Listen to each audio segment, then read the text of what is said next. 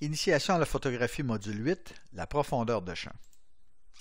Bonjour, mon nom est Michel Gignac et je serai votre guide pendant ce module d'apprentissage.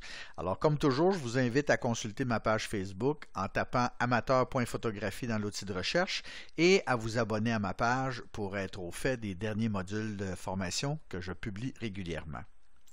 Alors aujourd'hui, comme on l'a mentionné tantôt, on va se parler ensemble de profondeur de champ. En faisant ma recherche sur la profondeur de champ afin de vérifier mes connaissances et de m'assurer que tout était parfaitement conforme, j'ai retrouvé des ouvrages qui étaient très compliqués sur la profondeur de champ avec des formules de calcul à ne pas s'y retrouver. Alors comme je m'adresse aujourd'hui à des gens qui sont des amateurs de photographie et qui sont en mode d'initiation, j'ai décidé d'essayer de faire ça le plus simplement possible pour vous. Alors donc, qu'est-ce que c'est la profondeur de champ? La profondeur de champ, ça correspond à la distance qui est située devant et derrière le sujet de la photo qui sera au foyer. Alors si vous regardez dans notre exemple ici à côté, on a notre sujet ici qui est bien centré en dessous de la ligne rouge là. Et dans le cas où on a une ouverture du diaphragme qui est très grande, notre profondeur de champ est d'un petit sapin en avant de notre sapin principal et de deux petits sapins derrière. Vous remarquerez qu'au fur et à mesure qu'on ferme l'ouverture du diaphragme, on a de plus en plus de profondeur de champ. Dans ce cas-là, ici, on a deux petits sapins en avant, quatre petits sapins en arrière, trois petits sapins en avant, six petits sapins en arrière. Ce qu'il y a de remarquable là-dedans, c'est qu'on a aussi une constance qui se développe, c'est-à-dire que pour un petit sapin qui est au foyer devant notre sapin principal, il y a deux petits sapins qui sont au foyer derrière. Donc, on est dans un ratio de 1 à 2. C'est la même chose ici. 2 à 4, c'est toujours un ratio de 1 à 2, comme 3 à 6 est toujours un ratio de 1 à 2. Alors, c'est bien important de savoir tout ça, puisque quand on va faire nos photos, nos images, il faudra toujours se rappeler que devant le sujet, on a moins de profondeur de champ que derrière le sujet. Donc, à ce moment-là, il faudra tirer le maximum de ces connaissances-là au moment de faire la prise de photo. Maintenant, l'échelle de profondeur de champ. Comment obtenir la profondeur de champ optimale? Alors, vous avez remarqué que sur certains objectifs, et ce ne sont pas tous les objectifs, habituellement ces objectifs à focale fixe, on retrouve ici dans le milieu ce qu'on appelle l'échelle de profondeur de champ. Alors notre échelle de profondeur de champ, sur notre échelle, on retrouve nos ouvertures de diaphragme F16, F11, 8, 5, 6, 2, 8, 1.4 et donc la même chose de l'autre côté. J'ai répliqué ici en dessous l'échelle de profondeur de champ. Donc on retrouve les mêmes ouvertures de diaphragme qu'on avait ici sur la lentille et j'ai placé ici sur notre échelle également la distance en mètres entre nous et le sujet. Alors dans le cas qui nous concerne ici, notre sujet, le foyer de notre sujet est l'infini. On est sûrement peut-être en train de prendre une photo d'un paysage et à ce moment-là, on a notre foyer qui est ici à l'infini. Si je ferme mon ouverture du diaphragme à F16, par exemple, ce qui va me donner le plus de profondeur de champ, quand on veut faire des images de paysage et avoir beaucoup de profondeur de champ, on veut fermer le diaphragme, vous remarquerez que mon image, le sujet de mon image sera au foyer d'à peu près 2,7 mètres ici jusqu'à l'infini. Okay?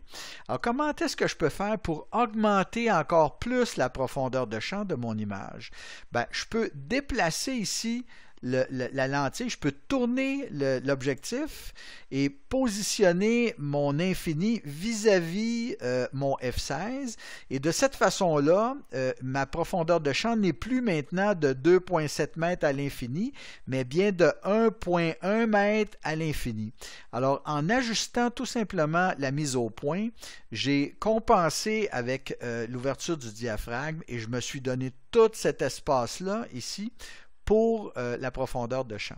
De la même façon, je peux continuer d'utiliser mon échelle de profondeur de champ pour la diminuer, la profondeur de champ. Si par exemple je suis en train d'effectuer le portrait d'une personne qui est ici, supposons à 2,3 mètres devant la caméra, bien, en fermant le diaphragme à 2,8 par exemple, je serai au foyer de 2 mètres à jusqu'à 3 mètres.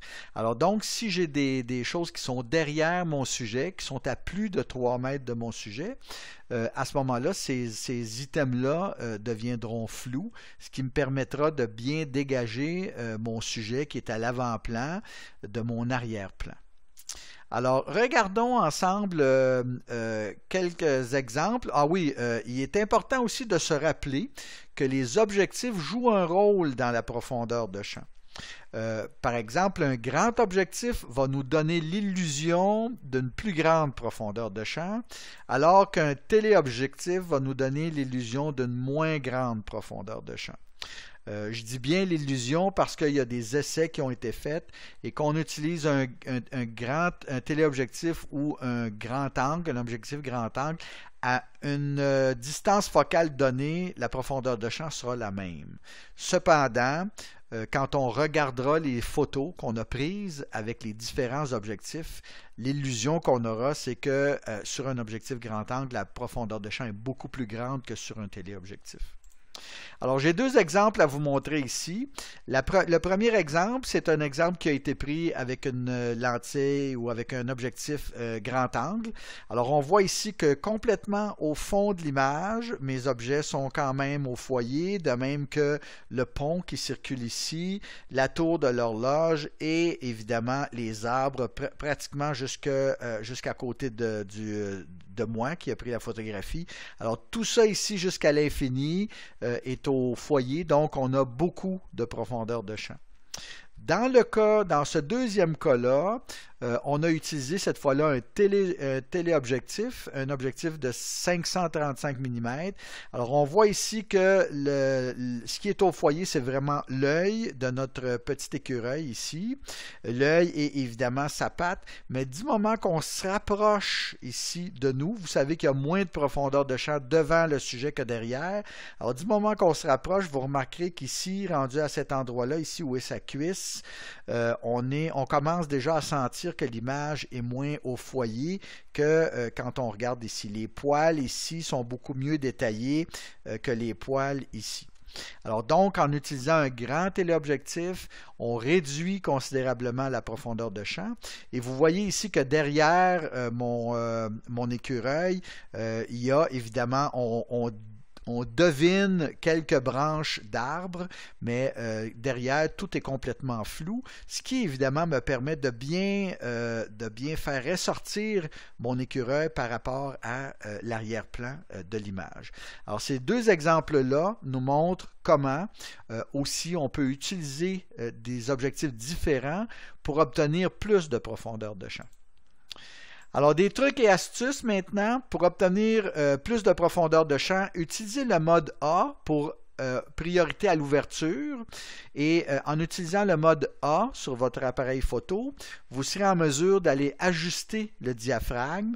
Alors, si vous faites par exemple du paysage et que vous voulez avoir beaucoup de profondeur de champ, choisissez des ouvertures de 16 ou 22, F16, F22 ou F11, comme on a ici dans l'exemple. Et à l'opposé, pour obtenir moins de profondeur de champ, vous faites l'inverse, donc vous choisissez une ouverture à f1.8 si vous avez une lentille à focale fixe et à f3.5 ou 5.6 si vous avez une lentille à focale variable ou un zoom. Donc un peu comme on le montre ici, on voit que l'ouverture du diaphragme est plus grande. Ça va vous permettre d'avoir moins de profondeur de champ. Alors, mon nom est Michel Gignac. Je vous remercie de votre attention. Et pour ceux qui ne l'ont pas encore fait, je vous invite à prendre connaissance du petit guide d'initiation à la photographie. Restez à l'écoute. J'aurai bientôt d'autres modules à vous proposer. À bientôt.